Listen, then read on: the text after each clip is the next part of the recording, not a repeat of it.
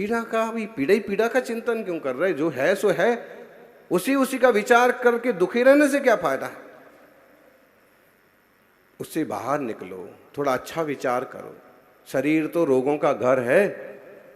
शास्त्रों में कहा है 5,68,98,584 बीमारियां शरीर में पैदा हो सकती हैं, और अभी तो और नई नई आ गई, वो भी उसमें प्लस करो।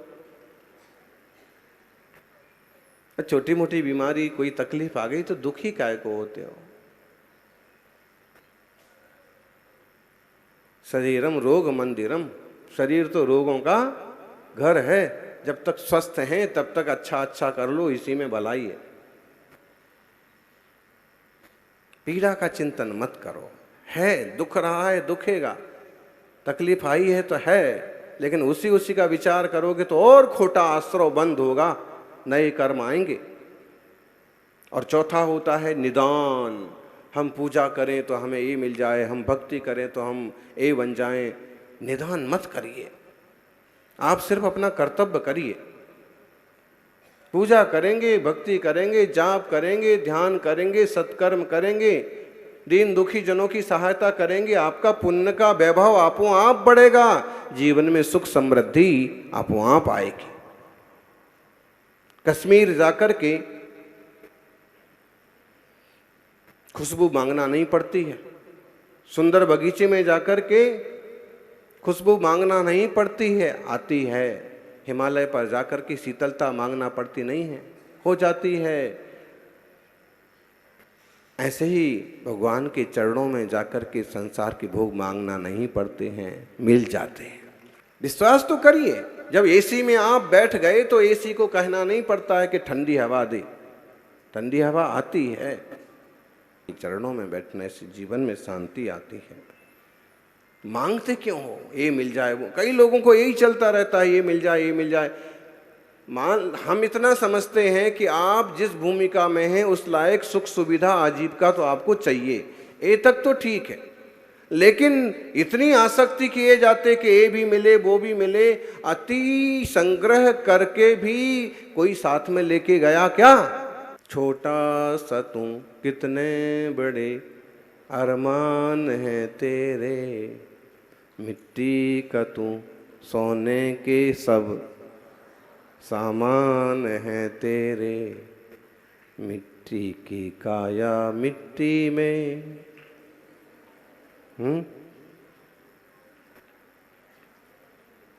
शेखावत जी, सत्य बात है, मिट्टी की काया है, लोग इस पर सोना चढ़ाते हैं, पहनते हैं, उसकी कीमत करते हैं, संभाल करते हैं। अरे उस सोने की, एक सज्जन आए कहने लगे हम सोने की मूर्ति बनाना चाहते हैं।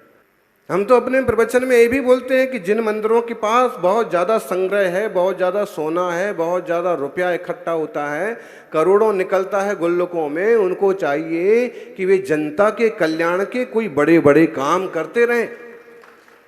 वो क्विंटलों सोना इकट्ठा करके ना भगवान का भला होना है और ना लोगों का भला होना। भगवान को तो कुछ चाहिए नहीं, वो तो परम ऐश्वर्य संपन्न है।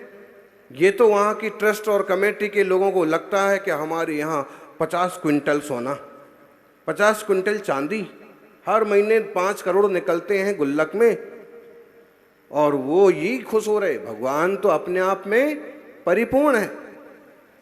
बुद्धिमानी इसी में है मंदिर वालों की, संस्थान वालों की, कि वे उसका कुछ ऐसा विनियोग करें, ऐसा उपयोग करें कि कहीं आदिवासी वस्तुओं में साहब के पक्के मकान बनवा दो, साहब एक बड़ी भोजनशाला खुलवा दो, धर्मस्थल हमको जाने का योग बना। वीरेंद्र हेगड़े जी वहाँ के जो मुखिया हैं वो खुद एक एक कदम साथ में चल के अगवानी की। फिर बताया महाराज जी यहाँ हमेशा 10,000 लोग भोजन करते हैं, कभी कभी 20,000, 40,000, 50,000 लोग भी। ये बहुत बड़ी भोजनशाला थी। हमने कहा इतनी बड़ी भोजनशाला, इससे भी 2 गुनी ज़्यादा। तो बोले कम से कम 20,000 लोग यहाँ हर रोज भोजन करते हैं। धर्मस्थल, कुछ खर्च नहीं, किसी से 1 पैसा नहीं लिया जाता है, सब आओ और भोजन करके जाओ। जितने भूखे, जितने गरीब, जितने कमजोर वर्ग जो किसी तरह से अपनी व्यवस्था नहीं बिठा पाते, वो भी और सक्षम लोग भी, सब लोग यहाँ भोजन पाते।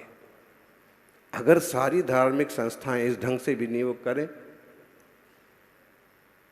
स्कूलों के लिए करें, कॉलेजेस के लिए करें, और स्कूल कॉलेज बन जाएं और उनमें बड़ी बड़ी फीस लगे, फिर वो नहीं, जनता की भलाई हो। आजकल धार्मिक संस्थानों को, मंदिरों को इस ढंग से भी एक्टिव होना पड़ेगा कि जिससे जन जन का कल्याण हो। इससे जनता की आस्था भगवान से और ज्यादा जुड़ जाएगी।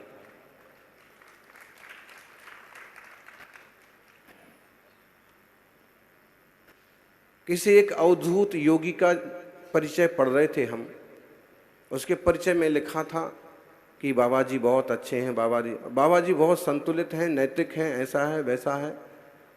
दिल्ली का उनका प्रवास पिछले चतुर्मास में हम उस मोहल्ले में गए थे, लेकिन हमको क्या पता था कि इसमें से कोई बाबा जी भी हुए।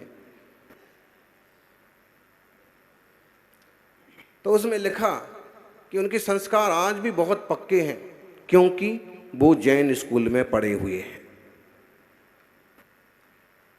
बाबा जी मतलब वो जैन स्कूल का नाम, उसका भी इतना प्रभाव कि उसका जो अनुशासन था, उसके जो संस्कार थे, वो उनके बाबा जी साधु बनने में सहयोगी बने, और आज भी उनका आचरण ये कह के प्रशंसा की जा रही है।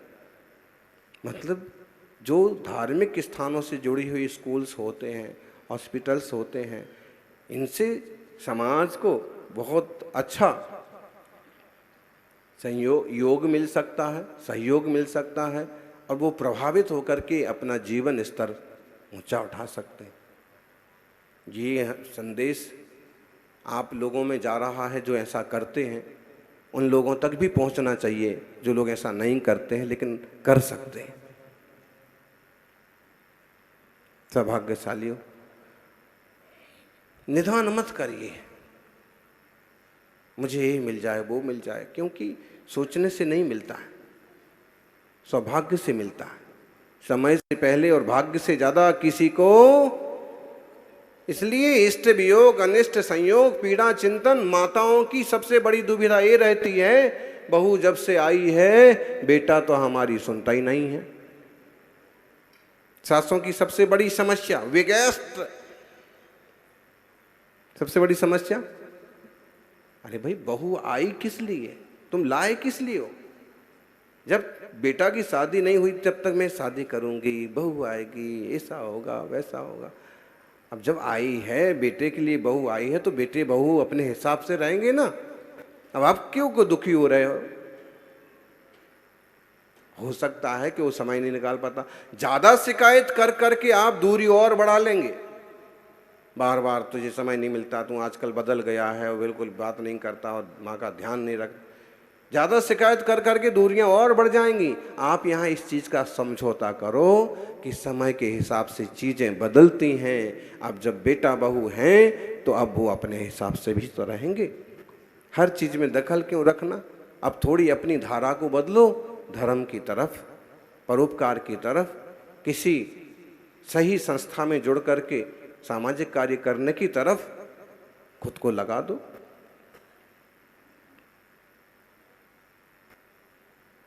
विनोद जी, आजकल इसकी भी बहुत ज़रूरत है। कई बार संस्थाएं खड़ी करने वाले लोग मिल जाते हैं, लेकिन ऑनरेरी रूप से समर्पित होकर के निस्वार्थ वृत्ति से सेवा करने वाले दुर्लभ हो गए। और अगर ऐसे 2-4 आदमी भी निकल आए तो संस्थाएं बरसों चलती रहती। और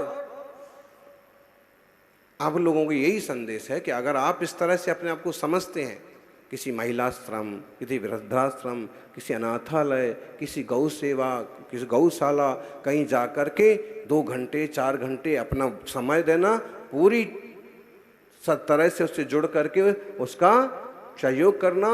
अगर आप सीए हैं, वकील हैं, किसी तरह के रिटायर्ड टीचर हैं, तो आप उस तरह के विद्यार्थियों का एक समूह बनाएं, उन्हें जाके घंटे आधे घंटे का यूं समय दें। खुशियां आपको भी मिलेंगी, दूसरों को भी मिलेगी। ठहर, आगे देखें। आर्त ध्यान से बचिए। रौद्र ध्यान भी होता है। हिंसानंदी, मृषानंदी, चौर्यानंदी, परिग्रह संरक्षणानंदी। हिंसानंदी का मतलब हिंसा हो रही है और आप खुश हो रहे।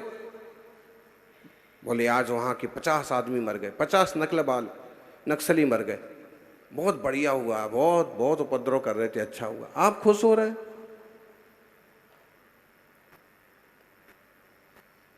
खुश होने की बात नहीं है।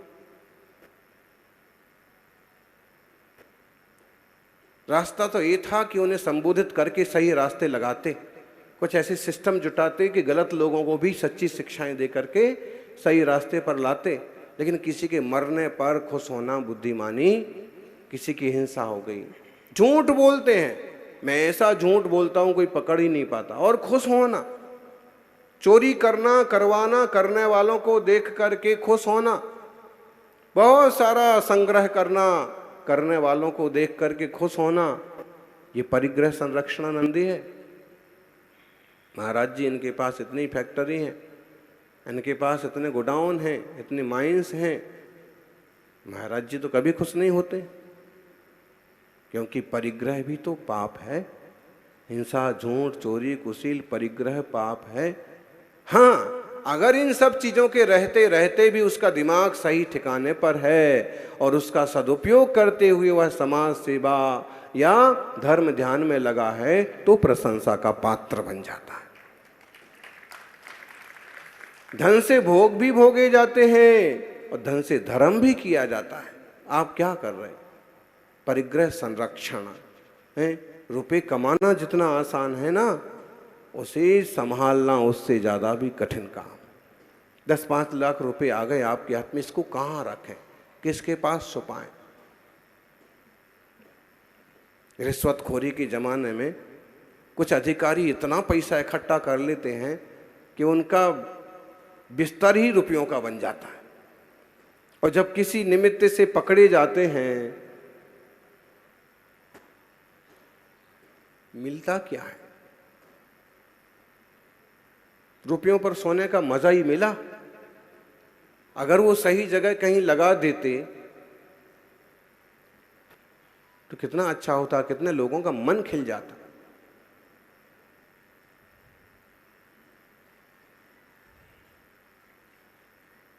खैर, ये रौद्र ध्यान, वो डायलॉग आप लोगों ने सुना हुआ है, किसी को मार दिया, कुछ गलत काम हो गया, विस्फोट हो गया, उसके बाद मोगेम्बो क्या बोलता है? ऐसे लोग मिलेंगे आपको। किसी की हिंसा हो गई, गोली मार दी और कहा मोगेम्बो। ये कौन सा ध्यान है? रौद्र ध्यान है। गलत काम करके, पाप कर्म करके खुश हो रहे हो, ऐसे मोगेम्बो बहुत मिलेंगे आपको। लेकिन जैसे आखिरी में मोगेम्बो की धुलाई हुई थी ना, ऐसे ही ऐसे रौद्र ध्यान करने वालों की होती है। रौद्र ध्यान मत करो, क्या जा रहा, हिंसा हो रही, कहीं कुछ हो रहा, गलत हो रहा, तो प्रार्थना करो कि ऐसा गलत ना हो। झूठ कोई बोले तो आप क्यों खुश हो रहे? ये जो खेल होते ना, खेल में भी आप अगर खुश होते हैं, सुखी दुखी होते हैं, तो एक तरह से आर्त ध्यान, रौद्र ध्यान चलता है। वो हार जाए, वो जीत जाए, क्यों? वो क्यों हार जाए, वो क्यों जीत जाए? इसमें क्या मतलब, मिल क्या रहा है?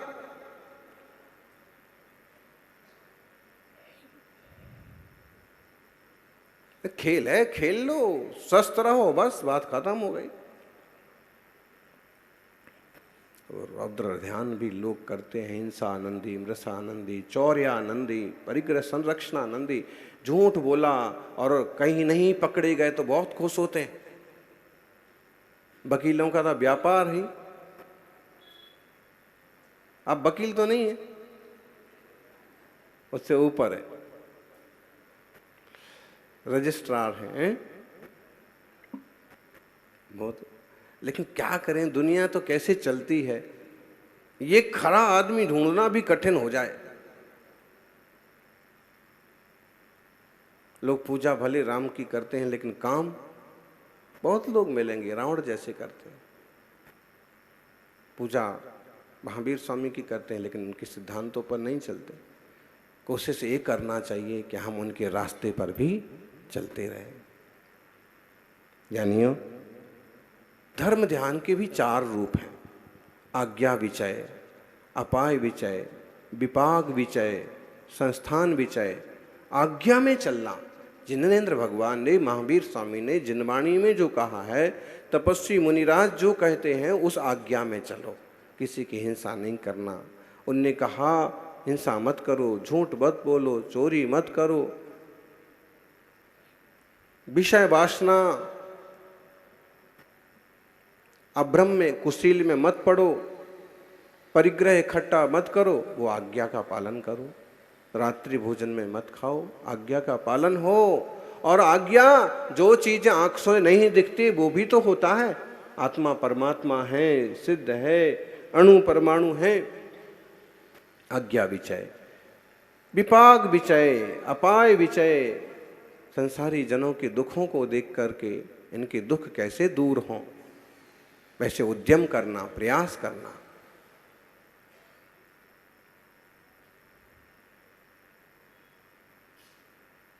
कर्म के आश्रयों से जीव कैसे बचे, ऐसे चिंतन करना। लोक के आकार वगैरह का चिंतन करना, संस्थान विचय। और शुक्ल ध्यान के भी 4 भेद हैं: एकत्व वितर्क विचार, पृथक वितर्क विचार, सूक्ष्म क्रिया प्रतिपाती, विपरीत क्रिया निवर्तिनी। बहुत सुंदर, बहुत शुद्ध, अत्यंत आत्मलीनता रूप ध्यान शुक्ल ध्यान कहलाता है। आपको इस युग में भले शुक्ल ध्यान ना हो, धर्म ध्यान तो हो ही सकता है। जीवों का भला हो, परोपकार हो, और खुद सच्चे देव शास्त्र गुरु की आज्ञा में चलते हुए, तत्व ज्ञान करते हुए आत्मा का कल्याण करें। स्वच्छ शांत स्थान में बैठ कर के, मंदिर, बसती का जंगल, उपवन में बैठ कर के ध्यान किया जाता है। ध्यान ज्ञान की स्थिरता का नाम ध्यान है। वो चल ही रहा है, इसी को सही दिशा दें। और हम समझते हैं आंख बंद करके बैठो तो ही ध्यान है, वो एक विशिष्ट रूप हो गया। लेकिन ज्ञान का एक दूसरा रूप ही ध्यान है। तो सबका अच्छा ध्यान बने, सबका जीवन सच्चे ध्यान में, धर्म ध्यान में, आत्म ध्यान में व्यतीत हो, यही मंगल भावना। ओंकार का ध्यान, ह्रींकार का ध्यान, नमोकार का ध्यान, अरहंतों का ध्यान। अजप जोगम में भी कई तरह से ध्यान के रूप बताए। तीर्थ यात्राओं रूप ध्यान, उस तरह से चित्त को एक दिशा दें, जीवन में शांति आएगी। ध्यान जब आत्म सम्मुख होता है तो परम शांति का कारण बनता है। सबको आत्म सम्मुखता वाला ध्यान हो, यही मंगल भावना। जय बोलिए 24 तीर्थंकर भगवान की।